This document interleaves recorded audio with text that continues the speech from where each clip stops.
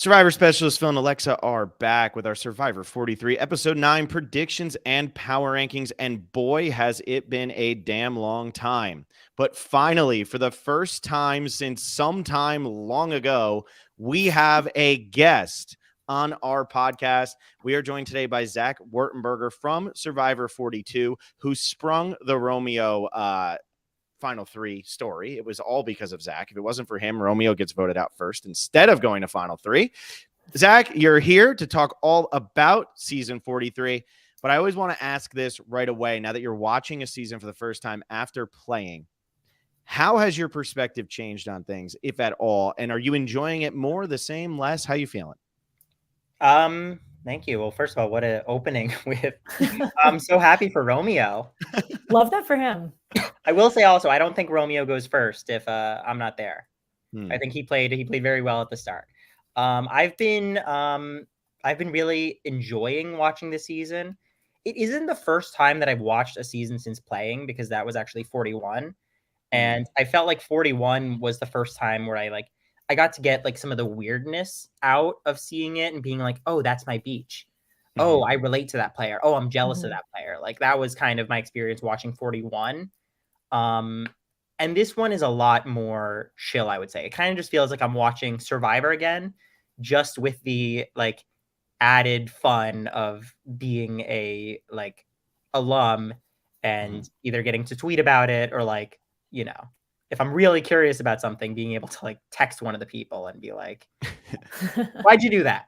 Yeah. You've got a golden Twitter account. I've got to say, you've really, from the start, been nailing it on Twitter. Oh, so thank nice you. job there. Yeah, it's a dream come true. I couldn't have asked for anything more from Survivor. It's really what you expected when you first sent in that video. Well, Zach, you asked earlier if this was live. This is how live it is. We have Leslie here from watching from Nairobi, Kenya. So that tells you just how live this is. So we're internationally famous. And now you are too now, even though you were before us. So that's fine. But so we're talking about season 43. They are at the final 10. Now you've had the experience of playing with people. You were out early, so maybe you weren't a part necessarily of so much of the drama that went on the island that caused a lot of negativity and then turns into a positive maybe when people leave. But we have been seeing a lot of people on social media, on Reddit this season, kind of just being down about the cast or the season as a whole or this, that, whatever. And now we're starting to kind of see some of the players standing up for each other, standing up for just their season in general. What do you think it is about that where like some of these people who seem like they just don't like each other on the island are still like, all right, that's enough. It's time to be a little bit more positive about this. Is that season like you want like the pride in your season, or is that just how close the cast get that we just don't know? That's a really interesting question. I haven't thought about that in terms of the people standing up for each other, because I have noticed that. I think what we're seeing it with like Carla is getting some pushback in terms of like, you know, people are getting pushback in terms of just like voting out more women on the season, and the players are kind of coming together. There was a thing with Dwight, I remember as well, where people were kind of standing up for Dwight.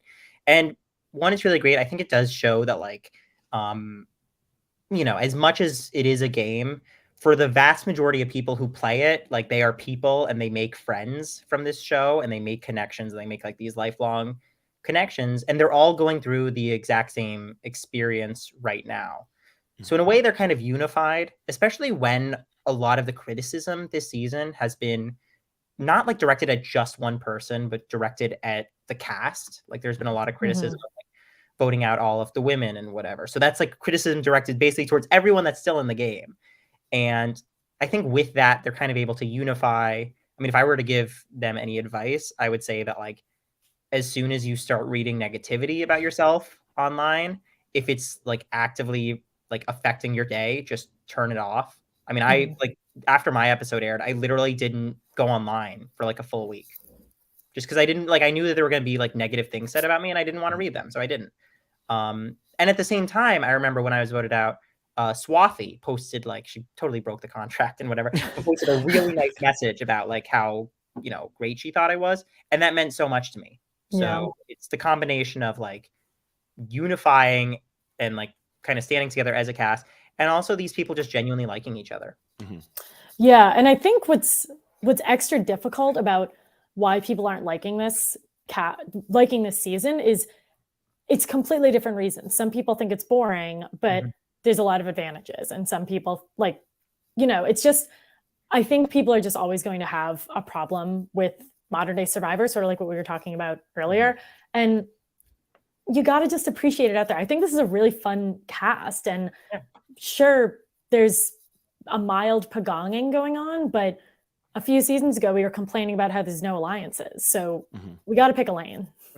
And what do you think about this season as a whole, Zach? Do you have burner accounts that are just saying how terrible this season is, or do you like it a lot? Bring back Zach. Yeah. No, I don't have any burner accounts, unfortunately. Actually, Not yet. I do, but I don't post anything on them. I get More that. of a stalking account. But in terms of this season for me, I've been enjoying it. If I were to like compare it to a season in Survivor history, I would compare it to like kind of like a Heroes, Healers, Hustlers, where it's been consistently good. Like I've been enjoying, and this is like before the finale, because when you talk about Heroes, Healers, Hustlers, everyone only thinks about the finale. But throughout the season, I remember consistently being like, this is good, this is fun, I like the people on there. But they haven't had their standout episode. There hasn't been that one moment yet in this season that people will be talking about. When they talk about the season, they'll be talking about that moment. And I'm hoping that will come sometime in the merge. Hopefully when Cody plays his idol hat, that could do it. That might be. Which is in Jesse's idol pocket hat right might now. be the best moment of the season up to this point. Yeah. I agree. And I think that's a really good point, because while I'm really enjoying this season, there isn't that moment. You're right. Like I was just rewatching Palau, and at the final 7 of that season, when the women are trying to vote out Tom and Karen just sucks, like that whole episode, you forget how good that episode is because the boot attached to that episode is very boring. Like it's Stephanie. It's you see it coming from a mile away. But that episode is so epic and it's just incredible. And Stephanie was the story of that season. So there's a couple moments there. With this season, what is that gigantic thing that we've seen so far? I think it's just been consistent. And now if we can start to get that run, because you think about a season like Micronesia, one of the best seasons of all time. And what did it do before Final 10? Not really anything. And then it went on one of the greatest streaks in the history of the show. So there's still definitely the potential. But we'll see how it goes with this double. I feel like up to this point, like 42 had their big moment by episode 3, like with the Jenny vote. And that was where people were like talking like, oh my God, what's going on? 41 had it at the merge with the Sydney boot. So I think it's maybe just taking a little bit longer to have that like jaw-dropping episode this season. Yeah, definitely. I can't believe you brought up the Sydney boot here. Okay, anyway, so I feel like this episode, and this is not to like unhype us, this episode probably wouldn't be the jaw-dropping moment. I feel like the way that these double tribals have gone is there's one boot that's kind of saucy, and then the second one kind of just follows suit in a much more chill way. However, 42 had the Roxroy into Drea Marianne playing the idol. So that there can still be big moments, but that wasn't really a gameplay. Then Tori went home and it was kind of like Tori went. Like that wasn't unexpected. We'd been waiting for Tori to go from really early on in that season.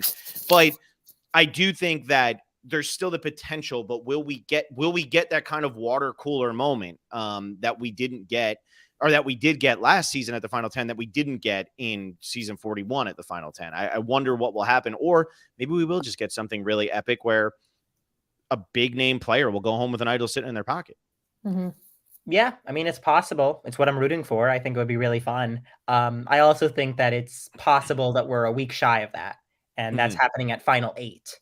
Like that, I could really see like this being if we're going back into like the real Survivor, the annals, this being like the South Pacific, like Dawn and Whitney boot, where it's just we need to like get rid of a few more of the minority players so that we can like really see them attack each other. Yep. Yeah, I think you're probably right. We'll see how that breaks down, because what does that really mean? We don't know what the five split is. Sometimes like Inside Survivor will have that or post that or something, and maybe it'll happen tomorrow, but we don't have it at the time of recording this. So we're going completely in the dark. This is one where I always base it on edit, and then I just get eye rolls pretty much out the wazoo. So Zach, I know you probably know, right? You've maybe listened once, but I told Zach that I usually come prepared and you don't, so he can pick and choose based on who he likes more. Exactly. So we have a list. Okay, so I didn't. So you like Alexa more. That was easy. Check mark for Alexa. Same with most people. So we rank them 1 to 10, 1 being the safest, 10 being who you think is going to go home. I'm obviously going to ask you who you think is winning and all of that fun stuff. As 10 is the safest and 1 is going home? No. 1 is the safest, 10 is going home. Okay. Yeah. Oh, yeah. But that's fun though. Maybe we should. For you, we'll mix it around and we'll really confuse the people who are playing the game. And for those who are participating, who are $20 patrons, I actually have the score updates for the power rankings game. I know it's getting hot in here. So I will read those off at the end. And I will also read off the fantasy game standings, which Ian Moorhead picked the worst fantasy team in the history of fantasy teams. He had Ellie, Gio, Lindsay, NECA, and Justine all on his team. So wow. Good for him. Ian normally is in it. Good for Ellie. Yeah. Love that for Ellie. Yeah. Ellie he made the kind of merge. being the MVP of that team. I mean, that says a lot about that. But all right. I'm going to start with you, Zach. Who do you have as the safest person going into this double boot? So this was an interesting prompt because I'd actually did it in a different way. And then I realized like, wait, hold on. Because I was like looking at winners and stuff. But in terms of safest, I think that the safest person going into next week is Sammy. All right. I feel like Sammy is the person who, if the 7 is going to stay strong, they're going to stay strong with Sammy. And if a move is going to be made, it is going to be made with Sammy. But I don't think there's a world whatsoever where Sammy goes home at this 10 or 9. It's so funny you say that because the initial reaction to that in my mind was, Zach, that is horrible. That's a terrible take. But then when you really think about it, I feel like you're spot on with this because it reminds me of Tommy in 39, where Tommy gets stuck with the 4 women at this split. And it is the most obvious Tommy is going home. He doesn't have immunity. Tommy's done. Goodbye. See you later. And yet he just used his social game to make it happen. And Sammy last week showed that he is willing to play the game with whoever is willing to play with it. Like he is willing to bounce over to the minority side here. Really, you would think, oh, he's a threat. We have the numbers. Let's vote him out. But if for some reason it were to be that the 3 women got on the same tribe and there were 2 men and they wanted to vote out one of the men and just team up because they were tired of watching the women go home, Sammy's not going to be the guy they choose out of the 2 that are sitting there pretty much in any scenario. No, and I think that Sammy's playing a pretty amazing social game just in terms of like always being in the know, always being with the numbers. I'm really impressed with him, and I really don't. I was like trying to think of like the combination of 5 it would take to get Sammy out, and I really don't see it.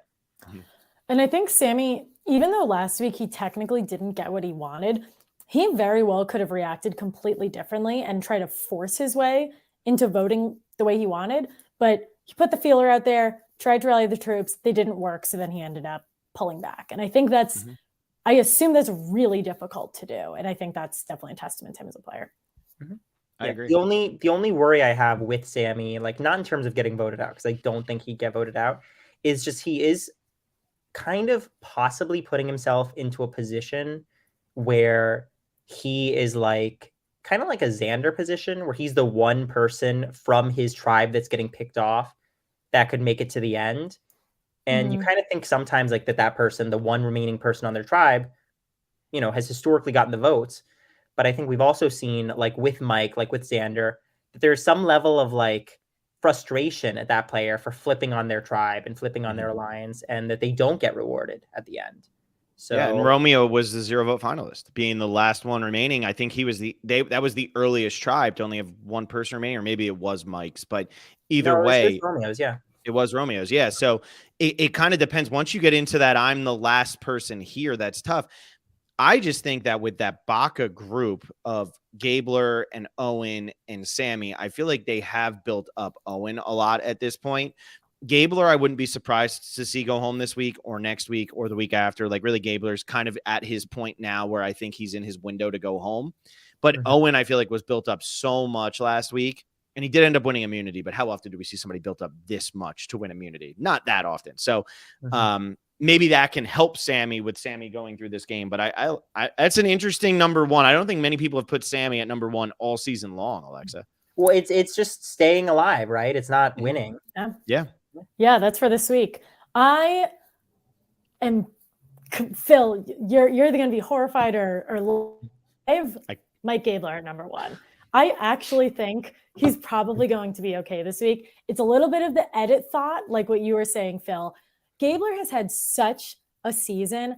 I cannot imagine he goes out in a double boot. And even if it is 4 people from this group of 7 plus Gabler, we have seen enough dissent within that group where if Cassidy and Ryan are together, she might try to use Gabler to get rid of Ryan. If James and Owen are there, there's a lot of tension between them. There are enough reasons to not get rid of Gabler right now, and I actually think he's going to be fine this week. I don't think he'll have much agency, but there was a secret scene that came out. He is the one who tipped Owen off to end up voting for Janine. And so they still have each other. So I'm all in on Mike Gabler this week. Alexa, it brought a tear to my. It only took you 9 weeks, but here you are. You are okay. So now you're the owner of the Mike Gabler fan club, and I'm just going to step aside this week because I don't have him. Gabler. I don't have him anywhere near as high. But Gabler's been such a polarizing character, Zach. Without telling us where you have him, because we'll just kind of go through this. But what are you thinking about his game and the edit that he's getting? Yeah, I've heard him described as the Gabler Enablers, as like the fan base name, if you want to jump on that. I mean, I love him. I love what he brings to the show. I think that like if I were out there on the island with him, I probably would have had a difficult time working with him. I just think that we like kind of, as much as we might get along in real life, wouldn't have gelled on the island. And I think what's fun about Gabler is he's playing in a way that's maybe like unexpected for his archetype. Like he is out there thinking, he is out there making moves in a way that you look at someone like Mike Gabler and you kind of imagine maybe more of like a Rick from South Pacific, but like that's absolutely not who he is. Like he is a real player. I will say that I don't have him at number 1 right now. And even if we're talking like edit stuff, I mean, this 9-10, I feel like we conventionally say like, oh, a smaller character usually is going to go in the 9-10, but we lost David and Kelly in the 9-10 spot. We lost Tori, who was a huge character. We lost Nasir and Evie. Like, I mean, they're not afraid to, And Roxroy was just coming off his massive episode because he was the Hourglass guy. So he was coming off a huge episode. They didn't have choice with that, unfortunately. They didn't, but still, to me. I think it's just telling how when you have these, it doesn't matter what was right before it. If their hand is forced, like you're saying, there's really nothing that they can do. Exactly. But I'm sticking with my number 1 as Carla. Carla still has an idol that it doesn't seem like anybody knows about. I'm sure James does know, but I don't think James is going to use knowledge as power to take it from her. Carla was kind of the one getting most of the hate on the internet this week, which was so mind blowing to me because she had been like perfect. Nobody, like nothing could touch her. And then all of a sudden, there was just like a flip on her because Janine got voted out, and it seemed like Carla was in control, who could have saved Janine from going. And Carla's really taken it in stride, and she had White Castle for the first time this week and loved it. And so because of that, love that for her. I have to put her at number 1 because I also love White Castle, and I'm visiting my in-laws right now, and there's a White Castle like 15 minutes from their house, and that means I get to eat it for like the one time this year that I'll get to eat it. So Carla, good on you. White Castle is disgusting. Oh, and Zach, you have been booted from the chat. Yeah, let's kick him off. Like hit the remove there, Alexa. Love me some White Castle. Carla also loves White Castle. But I really just think if you're looking at it from a gameplay perspective, Carla is in the know on everything. Sammy, Zach, like you were saying, was playing a really good social game. First person he went to was Carla to say, would you be okay with doing this? Carla said yes. Carla really was the deciding factor in that vote, I think. I think she elected to just vote out Janine to keep James happy because I think Carla is looking at it right now that if all things stay the same, she goes to the end with James and Cassidy. She thinks she's going to win the game. So why try to mess that up and why try to piss off James? Let him get Janine, worry about it later. But I think that she will eventually turn on James because he's just going to try to push for too much power. And when that happens, Carla's just going to be sitting pretty. Yeah, I'll add on to that just because I also have Carla at number 2. She is aware of James' knowledge of power, even though it sounds like everybody is, but she's also not Nicole. Noelle tells her about her steal a vote.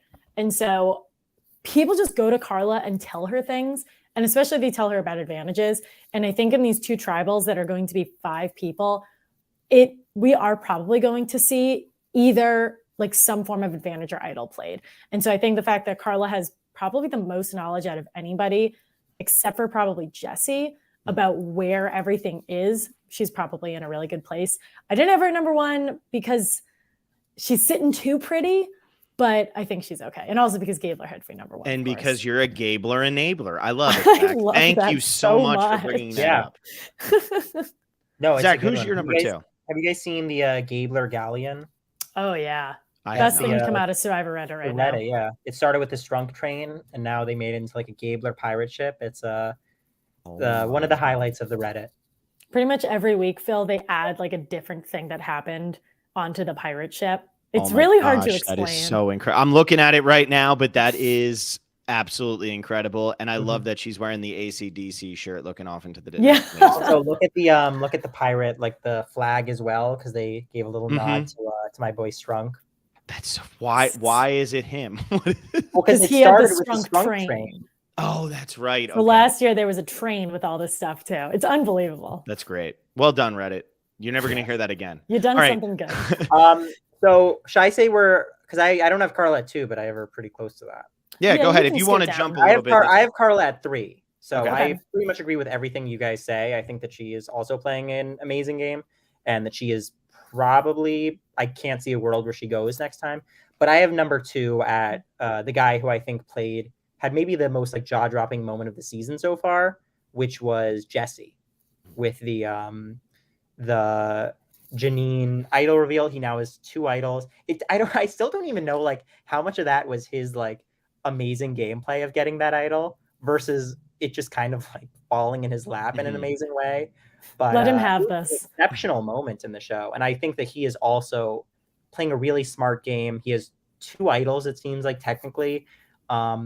One of them is just completely unknown. And I feel like what's so great about Jesse's position is he's playing really smart. We know he's got like a really good head on his shoulders, but also like if you're going to take a shot, I can't imagine anyone taking the shot at Jesse. And even if they did, he has the protection. Yeah. And he's so protected too, because I think if you're looking at that alliance of 7, he is in the upper half of that alliance in everybody's mind. Like Sammy is probably thinking Jesse's in his upper half. Cody definitely is thinking that. Carla is thinking that. Like everybody is planning to take Jesse to at least 4. And I think that is a good sign for Jesse, especially when you're sitting on 2 idols. I ultimately think he will give the idol back to Cody. I think it would probably be bad gameplay to not, because if Cody says, can I have my idol back? And Jesse says no, and then Cody gets voted out. Cody's not voting for Jesse to win. Right. And if, any other million scenarios. If he asks for it back, yeah, you have to give it back because you don't want to like blow up your game over this. But if this 5-5 split happens and Cody just happens to disappear, then all of a sudden that idol is his. That idol is his. And I do wonder if when they hear that it's the 5-5 split, are they going to have time to really resort out all of this stuff? Because normally they split and then one tribe goes to one beach and the other tribe goes to the other. And if Jesse is still holding on to Cody's idol, he can just play dumb if Jesse sits before the jury and Cody's over there and say, I couldn't do anything to save you. Yeah. It was nothing. I think it's definitely, I'm nervous for Cody that he hasn't asked for it yet, because I think that's like a huge sign. Jesse's my number 3 for all of the above mentioned reasons. I think it's a great sign of how much Cody trusts Jesse, that he isn't concerned about getting it back, but we are very much in the individual game portion, and Cody really is going to need it back, especially at how this 7 almost just imploded. Yeah.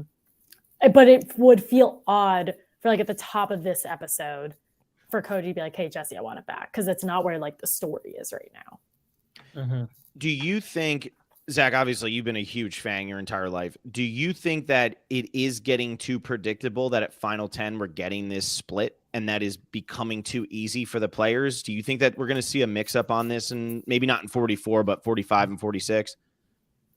I think we will. I mean, we will see a mix up eventually. It seems like they're, Survivor keeps things the exact same until they don't, right? Like we saw Exile Island in 10 seasons in a row just for them to never do it again.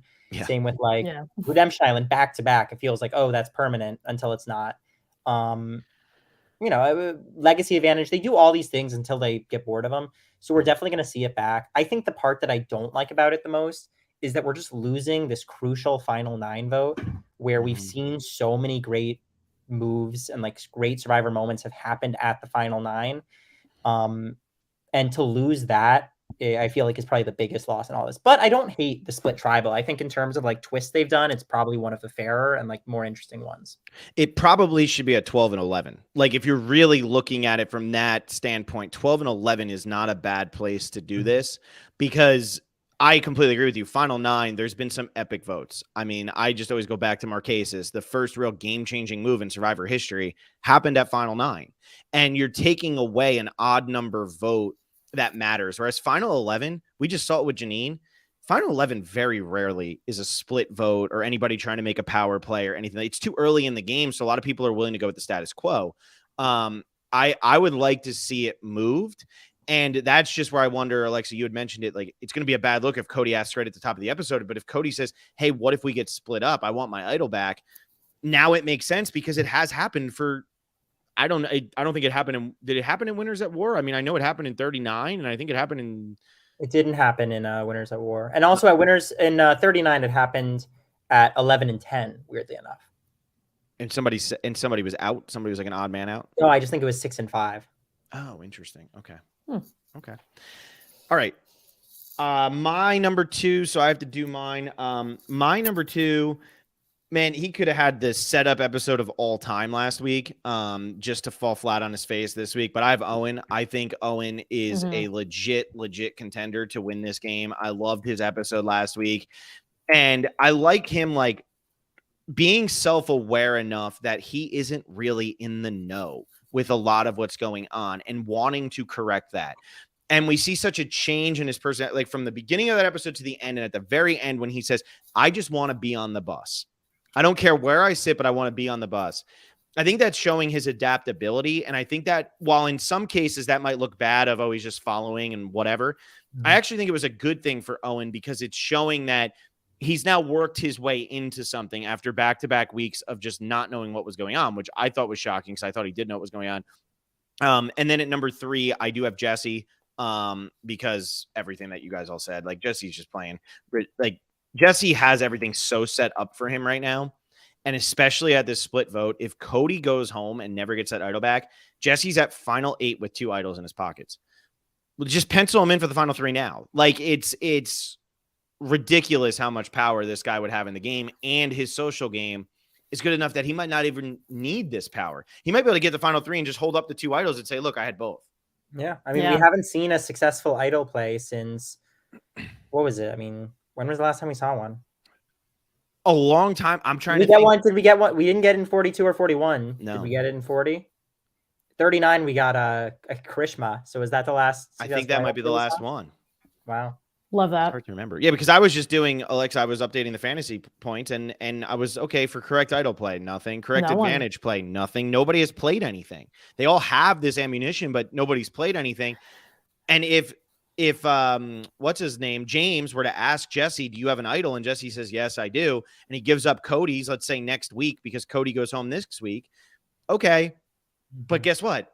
I still have Janine's. Like Cody is immune to the knowledge's power right now. That's insane. That's really cool. Winners at War, Sandra got voted out. That's right. Oh, yes, right. That's the one. Oh gosh. Oh no, that's really interesting mechanics because Jesse has a choice of what to give James. So you have to give him Cody's because then you can't give Janine's back to Cody. Right. So I don't know. I think that could be interesting. But yeah, we're running out of like the people to advantages ratio is getting very tight.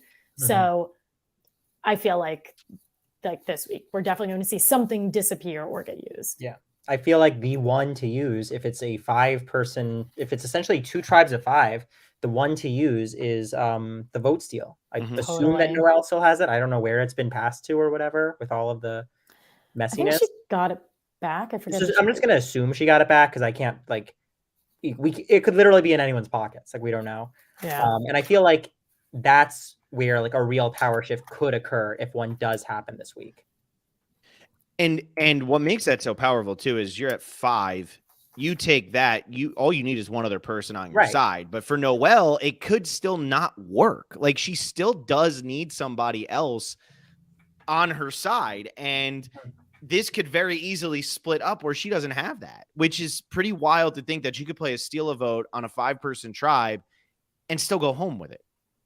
Yeah, I would assume that my hope would be that if she's with any of Owen, Gabler, or maybe Sammy, that would be enough for them to like kind of do that flip. Yeah. She gave it to Owen, so I have to assume Owen gave it back. Okay. Or even if Owen has it, I mean, it's still the same good news and like possibly having like a blind side here. Yeah. Yep. All right. Who's your number 4, Zach? So my number 4 is someone I don't know if we've mentioned yet, but I have Cassidy, just because I feel like she's been playing a really good game, like under the radar, has been able to like make moves and kind of like be a part of the conversation without like becoming the conversation itself. And I think that if a big move is going to happen, if a flip is going to occur, which I think it could, I don't think that it's going to like hit Cassidy. And she was so blatant that she wants one of the men to go home at this point. She's just tired of it. It's frustrating her and all of that, I do think if she were to end up on a tribe with Noelle, she would be the person Noelle could go to with hey, I have a steal a vote. We can't get the numbers, but let's take out James, who's pissing you off right now. And that would be a really good move for Noelle, but I also don't think it would necessarily be a bad move for Cassidy, because Cassidy right now, I think she's playing really well, but I think she's playing a second place game, because I think the way she is navigating it right now, I think she would lose to Carla or James. And I think she needs to find a way to get out of that. When is she going to start playing a first place game? That's hard to do. It's hard to know that moment, but that's where I think this could be her time. I don't know. I feel like we've also, though, seen people play like subtler games in the past few seasons and get rewarded for it. Like, I think probably 3 out of the past 4 games that have won, we saw that.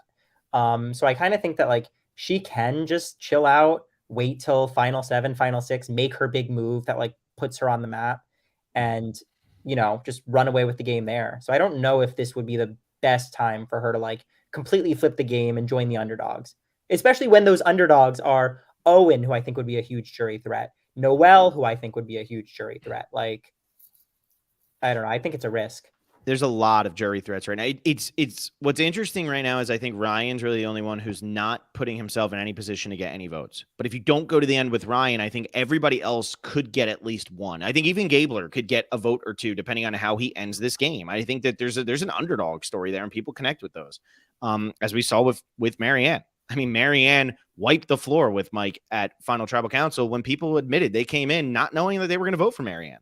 She just knew what to do and knew where to hit everybody, and it worked. That is a good point, though, Zach. With this, subtler games, Cassidy started off getting barely any screen time. She was the missing person on the island, and she's really picked it up in like the last 6-7 episodes. I mean, it's been consistent now for a couple episodes. Yeah, and I think that's a good thing. If you want to talk edit, by the way, she was quiet at the start, but she was quiet with the key confessional of being like, I'm not going to play too big at the start. Like, she got that little confessional that you need, like the Erica lamb to lion thing that you need if you're going to be a quieter winner. Yeah. I'll go to my number 4, but people in the chat are saying that the group was revealed in a preview, and I just looked for it and can't find it. So if you all could do your internet thing and post that in the chat, that'd be huge. Please don't pull it off like Spoiled Survivor. Yeah, please don't do it. If that's the case, then don't send it. Yeah.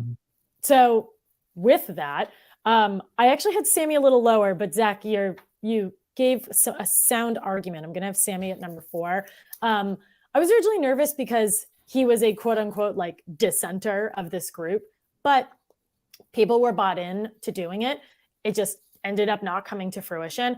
And you do make a good point. What group of 4 people would have to be on the same island and say, we have to get rid of Sammy? Or I guess what group of 3? Because he's pretty much already tied to everybody.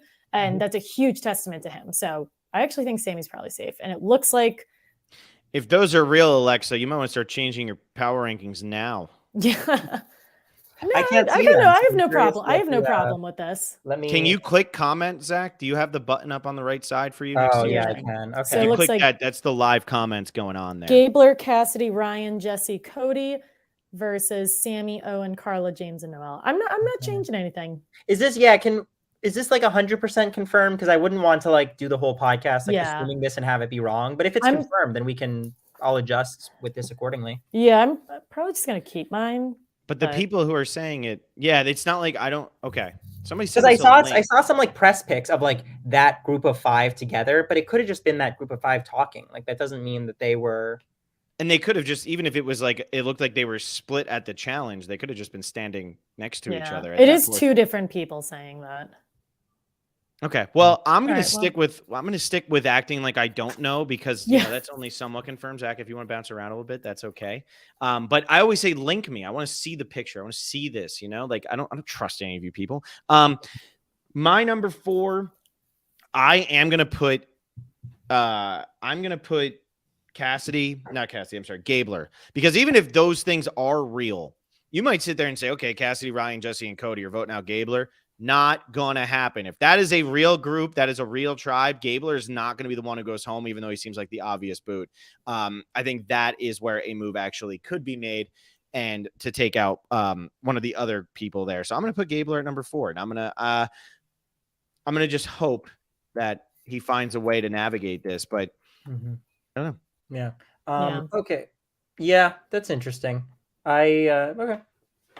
Zach, I feel like you're like, okay, where am I actually going to put these people now? I know. Now, I'm you're doing in a it little... to win. You're not in it to just come on here and get 1 point. No, I'm trying to do the arithmetics in my head, and I'm trying to basically see if I agree with you. And like in the abstract, if I agree with you on Gabler being so safe, because both of you guys have Gabler much lower than I do. And I'm also trying to look at it in terms of like these potential these groups. And I do agree. I think that Gabler, I still think he's in danger because I still think there's always that possibility of like, this is a boring season and Gabler's an easy vote. But I also think that this is probably a good setup, especially to end up with Ryan for Gabler. Yeah. And I think Jesse and Cody could always try to say to Cassidy, should we get rid of Ryan this time? Like, you know, we didn't do it last time, but that's what you wanted. Do you want to get Cassidy wants her revenge against Ryan? We heard that last week. I compared it to Courtney wanting Jean Robert out of the game. If Cassidy wants it that bad, this is the perfect time to make it happen. Yeah. And Jesse and Cody could see Gabler as this like number that they can pick up. They're the ones that protected Gabler. There was already enough talk about getting Ryan out that it wouldn't be like this huge betrayal. They could just be like, hey, yeah, Ryan was scrambling. It was his time to go.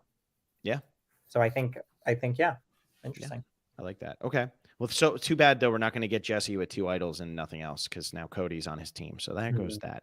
All right. Who do you have at number 5, Zach? Speaking on this topic, I have Cody at number 5 because I feel like he's just in a good position. I don't think, despite, we've gotten to see a lot of Cody this season, but I don't think he's been portrayed as like a threat. I don't think we've seen anyone be like, we need to get Cody out of here or he's going to like run away with this game.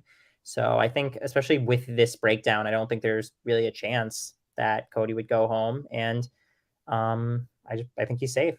I have the same thing. I have Cody at number 5. I really like Cody's position right now. The only way that Cody would be in trouble this week is if he just ended up with completely the wrong people, but it's hard for him to end up with completely the wrong people. So I like Cody's position, and Cody still, it's crazy to me. Cody is still the confessional leader on this season because he had like 23 or 24 confessionals in the first 3 episodes. But I feel like Cody really has taken a back seat the last several weeks. And especially since the merge, I don't feel like Cody has been the star of this season by any means, but he's still in a good enough position that I think he has legs still in this game.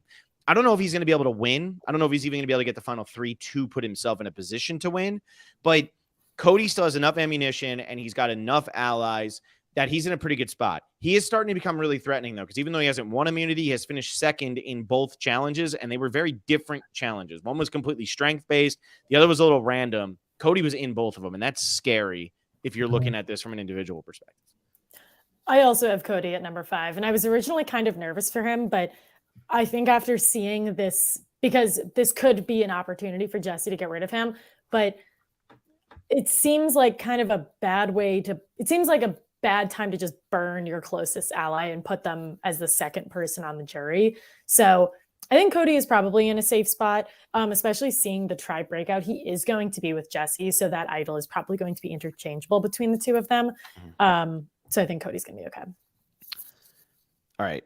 Zach, who you got at 6? We're in the back half now, so these are people that should be going home or could, right? Yeah, I think that I basically had it broken down, honestly, like that, as the first 5 being the ones, Sammy, Jesse, Carla, Cassidy, and Cody being the 5 that I could not in any world see get voted out. And the other 5 I have, I could see going out 1 and 2 here. So I had number 6 at Noelle, and I stand by that with this breakdown. And it's not like, I don't like her position at all in the game. I think that she is someone that is like, she's got that horrible combination of being in the minority and also insanely inspirational. And that is like bad person. That is danger. Yeah. To have. But I think where she's really getting benefited here is having a vote steal at a split tribal, and it seeming like she has an ally in Owen that will vote with her. And if that's the case, I mean, or even Sammy might vote with her. She might not even need to use it. So I think that she'll be safe here. And then I really am scared for her right after, basically. So if this is real, if this alleged split, Noelle is in a phenomenal spot. Unless James is the winner of the individual immunity challenge that we're going to see. Because there is going to be an individual immunity challenge. There's going to be an immunity, one for each of the split. And if James were to win that, Carla has an idol. And if Carla gets any hint that she's going home, she's going to play it. And Noelle could end up in a position where her vote steal doesn't actually help her at all. It seems like Noelle and Owen would want to vote together, but I don't know if Owen's going to want to vote out Sammy. I mean, I think that Sammy has shown the willingness to work with them enough that I think that he would maybe want to stick with Owen. And if that's the case, Noelle's in just a lot of trouble just because. I don't really see any situation where Carla plays her idol for James. So if James is the target, I think that Carla will just let that happen. I could see her playing her idol on him if she were in the world where she was to win individual immunity. You know what's killing me with this split though? If this is the real split, they telegraphed so much that it was Sammy who went to Carla, Owen and Noelle were willing, and there's James just sitting there ready to be voted out now. Like it just feels like it's there. And I know that they were talking about Ryan, but I feel like James is just in the position right now of, man, Sammy, Owen, and Noelle were like this close to putting a flip on that 7. And this is a perfect time to do it with how this breakout happened. Do you really think that it's just going to be the Godfather curse of we're basically going to see James get Carled? As soon as you get that name, you go home. I had James very low in my power rankings anyway. I did. I had him very low in my power rankings anyway. This might have made me move him to 10. I haven't decided yet, but I had him very low anyway. I just think James is getting he's getting cocky. And when you start getting cocky, you're always doomed. But I'm going to put Sammy at number 6. So I think Sammy's in a good spot. I don't have him quite as safe as you do, Zach, because you really think he's safe. But I just think Sammy is probably one of the most impressive young players ever had. I mean, the guy's 19 years old. He's out there and he's killing it. He's confident. He knows what he's doing. He knows what he wants to do, and it's working. Yeah, he's awesome. Yeah, Sammy's great. I have Cassidy at number 6 and Noelle at number 7. I think you guys, I like what you said about like Cassidy wants to get rid of Ryan. Nobody really wants to get rid of Cassidy. I think James has a target on his back. Ryan has a target on his back. Cassidy put herself out there by, I think, purposely voting incorrectly, saying, I want to play if somebody wants to play with me. So I think that's a really good position for her. And then Noelle, I still have her in the bottom half because she doesn't have a ton of allies, and the ones she has, I think, are pretty loosely held. And her vote steal is absolutely perfect. However, for this situation that they're in. However, she tells Carla, and Carla can either use that with her or do what she did with Gio and use it as a great excuse to get rid of Noelle. My inkling goes there just because like Carla has a history of doing that and it working out super well. And And also, you know, it's a small group. It's a little easier to stick with the people you know. Yeah, I feel more confident in Cassidy staying than I do in Noelle staying at this point. I think even with her steal a vote, I think that there's ways that this could go wrong for Noelle because Noelle has felt very solo in this game.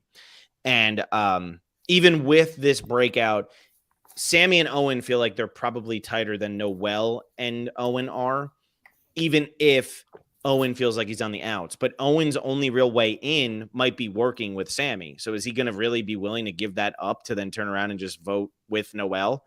I don't think so. So I think Cassidy's in a better spot, which is why I have her at 7. So Cassidy, I have just being a little, but with 2 people going home this week, I'm pretty much saying she is right there on the cusp of being one of those 2 people. But I think she's in an okay spot. And I think she's going to get her way in this next episode.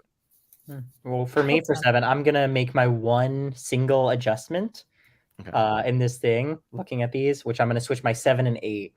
And so my 7 is now Mr. Mike Gabler. And I think I definitely don't see him as safe as you guys are, because I think that as much as like people might not be looking at him, I also think that the easy vote is always going to be one that's like exceptionally appealing, especially when it's kind of like a chaotic neutral player like Mike Gabler is. And I do think there's like a real world, especially looking at these breakdowns, where, yeah, they could make the move, flip on Ryan. He's like an easy kind of, well, basically, I just think that the next episode with these breakdowns is going to be Ryan or Gabler. It's going to be like one of those 2 are going home from that tribe. So I don't think he's that safe, even if I do lean that it's going to be Ryan.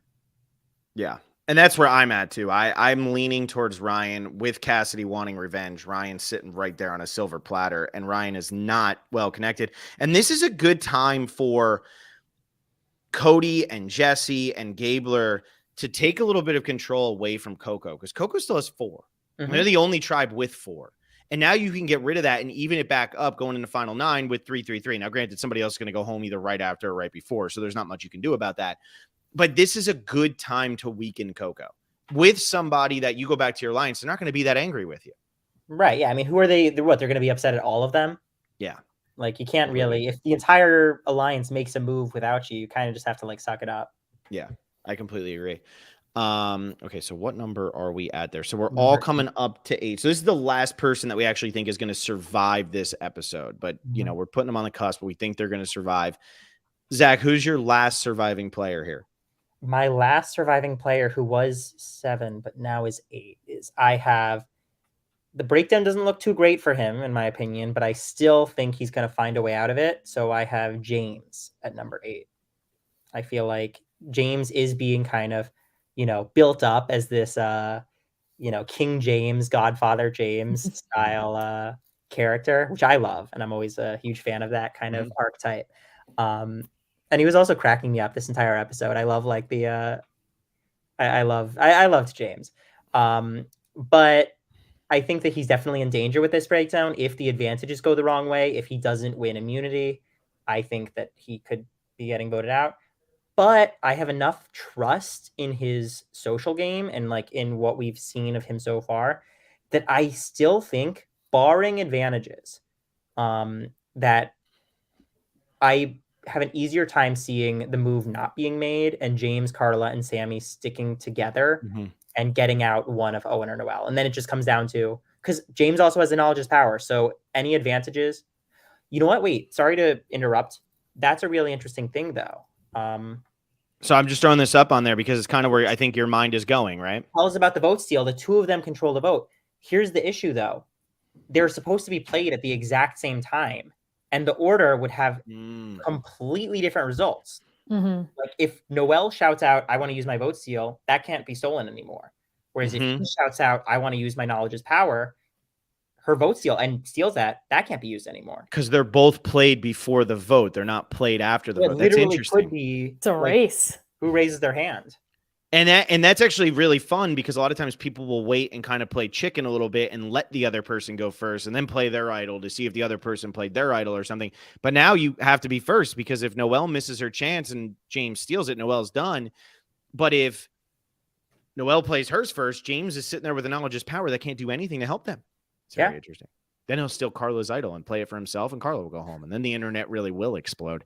It'll be good for Carla though. She'll be, no Yeah. more, no more. Carla will be the first person off the boat for the All-Star season. That is for sure. I'm gonna say Noelle is my last safe player, and I'm gonna put James at 9 and Ryan at 10. So I'm killing mine here, but mainly just because I was gonna have James at 8 as the last safe person, and then Noelle going home. But the reason I'm gonna put Noelle as safe is just because there's a couple inroads for her here. It's just going to be a matter of what can she do with them.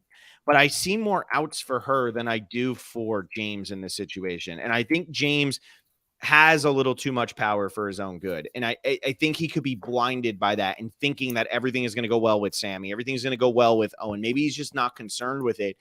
And he just gets a little too greedy with that knowledge is power. Now, it would just be easy for him to play the knowledge is power, but Zach, you brought up a great point. If he doesn't play it on time, then what is I don't know. Like that could be a really fun tribal council. That could be like an all-timer if it works out this way. Yeah. So you think that Sammy is more like just kind of discarding a lot advantages because it seems like a little bit of a wash. Do you think that Sammy is more likely to flip than to kind of stay with his alliance here? I do, and my reason is you flip now, and if on the other side you're looking at it, and let's say Sammy goes to tribal council second, right? So first he gets over there and he sees Ryan sitting on the jury. We saw how much that can impact your mentality going into a vote when you see who's sitting on the other side. If he sees Ryan sitting on the other side, he says, if I get rid of James, I just moved up 2 spots in this group of 7 that I thought I was at the bottom of, and I'm with Noelle, and I'm with them, and they can't just be mad at me because Cody and Jesse clearly, and Cassidy, somebody just did something too. Now, if he goes first, maybe he doesn't flip, but I do think Sammy wants to make the big move. I think he's really concerned that he's not going to make it. And by doing this, he might piss Carla off, but where is Carla going to go? He might actually position himself to become Carla's number 1 by voting off her closest ally. Now, she might not trust him at all after this, but there's a lot of reasons that you can use to vote James out of this game right now. And Sammy can probably spin that based on how I've seen him going. Yeah, I think my biggest fear, if I were Sammy, looking at this breakdown, is I would look at it and I would be like, who do I feel, as we're getting down into it, after this, it's going to be final 8. Now we're in endgame pretty much. We're like 1 away from endgame. And I would really be looking at like potential, like who can I possibly beat in a jury? And I think that Owen and Noelle I look at as 2 of the bigger like jury threats, as like the underdogs who somehow managed to scrap. And I look at Carla and James. I actually think that they would possibly be easier to beat. Maybe not Carla. I think that James, I could see a world where like with all of this dialogue around like the Godfather and whatever of people like not wanting to vote for James. And I think Sammy could possibly see that as well. I kind of hope that that's his path to the end. And Carla obviously has been getting like this amazing edit. We've been seeing so much. We know that she is an idol, but I think it's possible that like in the moment playing the game, you might not see her as big of a threat as she might be in reality. That's true. That's true. People might not be looking at it because that's how Marianne was, right? Like we started to get the hint that Marianne's going to win this thing. But for everybody out there, it was by the time they realized it was too late. And I think that's a good point. Carla might be a fan favorite here, but that doesn't mean that everybody on the island thinks that she's going to beat them if they go to the end. I don't know. I just think Sammy wants to make a move. I think we have to see a teenage brain cell, right, in this guy. We haven't seen it yet. He says some funny things, but we haven't seen it yet. Like there's got to be that teenage moment that's coming where he can't be this composed already. Like he can't. We'll have to see. It's interesting. All right, here's what I've been noodling on for the past 10 minutes. So I'm going to finish this out. So I have Owen at number 8, which means I think James is going to be the one to go home from that alleged group. I have Ryan at number 9 because I think Ryan already has the target on his back. He's on the same time with Cassidy. It's sort of an inoffensive vote if it's sort of a, broken up group of people. And Carla is going to get a 2-for-1. Noelle is going to tell Carla about her steal a vote and then steal James's vote, get rid of James. There you go. So Noelle steals James's vote. So that Noelle raises her hand before James raises his hand. That way, James goes home, his knowledge is power goes home, and the extra vote goes home too. So then you clear out 2 advantages. You get rid of who's probably your closest ally in James, but somebody who is probably frustrating people with his overconfidence. And you get rid of a guy, which is also something that they've been talking about. I mean, I think that for Carla, it would just be I feel like it would be so bad for her game to lose who seems to be her closest ally and the person that she can trust the most. And also, I look at it as a total positive if James is rubbing some people the wrong way. Because I'm like, oh, this is my close ally that I can probably beat in the end. How do we differentiate the 2 of you sitting at final 3? This is giving you that moment to differentiate. And I feel like if I were Carla, I would be doing everything that I can to keep James, keep Coco numbers. I mean, I think Carla, like, Carla's dream would just to be Coco strong till the very end and like have the 4 of them in final 4. And then I feel like she's got, I think, a good shot. Now, here, because we haven't seen this really happen with the seal vote, but what if Sammy's name is coming up, right? Like, what if they do say, hey, why don't we vote out Sammy? Sammy's kind of being whatever. And then what if Noelle steals Sammy's vote to make it look like she's in with this group and now Sammy can't do anything and actually takes Sammy's vote to vote out James? Because then Owen would be the other person to be voting with Noelle. If Noelle and Owen are already voting together, they could steal Sammy's vote, even if Sammy was going to vote with them anyway, to kind of protect Sammy and say, okay, now you're not the one who has to look like the bad guy. And Carla then wouldn't really know that James is the one who's going to get the votes in this situation. She might think, okay, they're going to vote out Sammy because that's whose vote they stole. Whatever happens in that hypothetical, the reason why I don't see Carla playing her idol for James if James is being targeted is because you're at final 8 with an idol on Survivor. And she is still feeling close with Jesse. I think she's still feeling close with Cassidy. And then Jesse is still close with Cody. So you're at final 8 on Survivor, and you should still have an alliance of 4. And you should still be okay. And now a lot of advantages are going away. I don't think she would play it for him. You're putting yourself, okay, great, James is still there, but what is that? How do you protect yourself now next week? Well, no, this just is getting into my my 9 and 10, which is I agree on Ryan. I think that Ryan is kind of in the mold of a Roxroy and a Nasir, like a member of the majority that's really easy to just kind of like plop out without ruffling too many feathers. But I think that James is not that. I think that James being eliminated from the game would cause huge shifts and huge waves. And I think it's more likely, unfortunately, well, not just unfortunately, because I also love James, but unfortunately, because I love Owen, I think it's more likely to look at Owen as like, here is a player who is a demonstrated super fan, who is in the minority, who's clearly a smart guy, who we have right here, sitting here, that we can just vote out, who just won immunity, has proven himself in the challenges. I think that I think that it would be really, really dangerous at this point, especially in Modern Survivor, where someone can just idle an immunity themselves to the end, to not just take out the clear biggest threat right now, which I think is Owen. Owen's also riding some momentum, and you don't want the person in the minority alliance, if you're a majority member, to be riding the momentum. Yeah.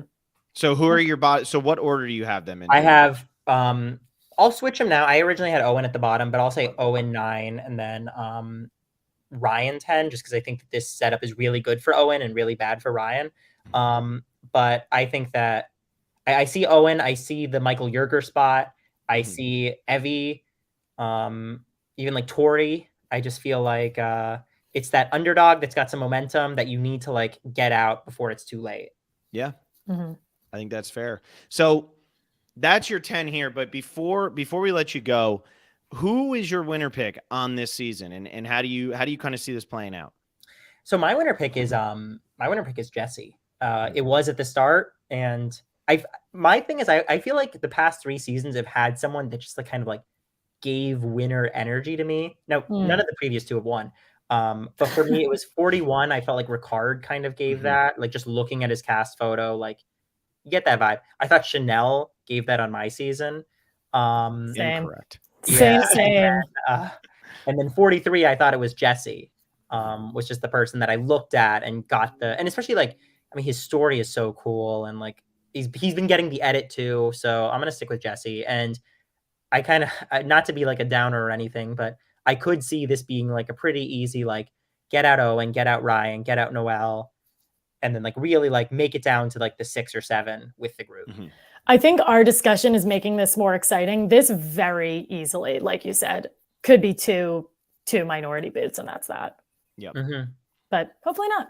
Hopefully not. Even I feel like Ryan is like that classic, like in the majority, but like, you know, not really. He hasn't been in the majority. Like he is, but he has, you know, he doesn't. Yeah. He's in there because he's a number, and he's expendable though whenever they want to get rid of him, and that he does. I mean, Nasir and Rockstar is a great comparison. Great comparisons to what Ryan, and they both went at this spot. So bye Ryan. And then I feel like Tori and Evie are the Owens.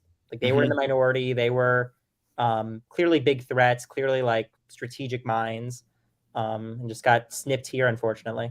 Yeah. I think those are good comparisons for sure. All right, I just want to run through. I'm only going to name like the top people real quick, but I just want to do this because I haven't done it all year. Alexa is winning the Power Rankings game. So like I said, this is a spoiler-heavy season that Alexa is winning all of them for. But no, so Alexa has 77 points.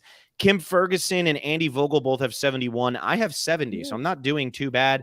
Austin Garsow has 69. McKenna, what happened? You just stopped. You stopped. McKenna did so poorly her first 2 that she told me she just gave up. She just gave up. I know she was too busy keeping our podcast afloat. And then for the fantasy game right now, the leader is Kim Ferguson with 48.5. So Kim could win both. Forrest DeGroat has 45.5. Celestina also has 45.5. As I said earlier, Ian Moorhead has 30.5. And the only person left on his team is James, who we all have pretty low in our power rankings this week. In terms of Alexa, you versus me versus Robert versus Vaughn, I'm winning. So I just wanted to say that really loud. And to the surprise of nobody, Robert is in last. So, the sun rises and sets. It does, right? So I'm winning. Vaughn's in second. Alexa, you're in third, and Robert is sitting pretty with just Cassidy on his fantasy team remaining. But Zach, thank you so much for coming back and kind of starting this back up. We already have another person lined up, which we'll announce on Wednesday night, just in case anything happens between now and then. But we already have somebody else lined up, and I think it's all going to start from just like Zach being so excited to come on this podcast and us being so excited that somebody said yes. Hey, I'm first. You're first. Sure That's you got to just put that as your tagline for I'm first. Nobody needs to know what it means. You're just first. Right. Exactly. No, but thank you so much for having me. This was such a joy. I've been watching the Survivor Specialist for a year. I mean, I haven't recently because, you know, trauma, but I've always loved the podcast, and especially like, you know, you guys have always, well, you know, when I got voted out pre-merge, I was like, well, I'm not going to get like, I was like, oh, but I can do a postseason interview with Phil and Alexa. Because remember, you guys, you had Bradley, you guys have everyone. Jessica Pete. You guys had congrats to Jessica Pete on her wedding. Yeah, seriously. Congrats to her. Yeah. To a World Series champion. Okay. Love that. But yeah, it was a joy, and thank you so much for having me. Yeah, this was great, of course. Zach. Thank you. Of course. And unfortunately, we couldn't have a full interview, but we got this, which was a lot of fun and exciting. And maybe in 2+ years. Someday. 2+ years. We'll finally get the tell-all from Zach, everybody, for season 42 experience. Yeah, we have the date ready to go. Zach is scheduled for 8 p.m. Central Time that night. We are so stoked. But Alexa, tell everybody what to do in the meantime. Oh my gosh. Okay. Follow us on Twitter, on Instagram. I'm posting again because I have a lot more frame time than I used to. So make sure to follow us on all social media. McKenna, who has given up on playing our fantasy game, is running our podcast on the back end. So she's helping out with all of our Patreon podcasts. We have $1, $5, $10, and $20 tiers. $20 is the best bang for your buck. You honestly get like triple the content that free people get. So definitely take advantage of that. We have the challenge. We have Amazing Race. Phil has his after show Thursday mornings. And tune in Wednesday right after the episode, Eastern time, for our recap of this very exciting double boot. Thank you again, Zach, for coming on. It's had a great time. Yeah, thank you. Bye, everyone.